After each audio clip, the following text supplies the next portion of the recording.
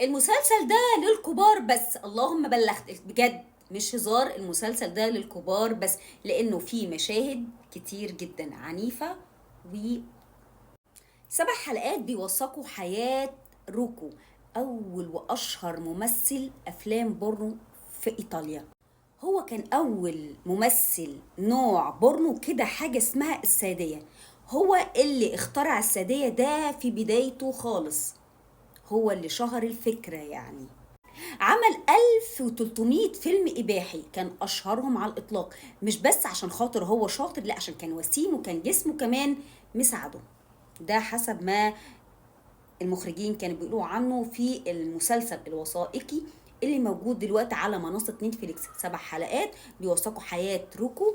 الحقيقة هو مش بس ان هو كان اشهر ممثل افلام بورنو، لا، ده هو كان شخص محب جدا، وكان شخص طيب جدا، وكان بيساعد الاخرين. وحكايته بعيلته هتعرفوها من خلال المسلسل. مش بس كده، وحكايته مع اخوه اللي كان سبورتي جدا ليه، واول واحد يجيب له المجله.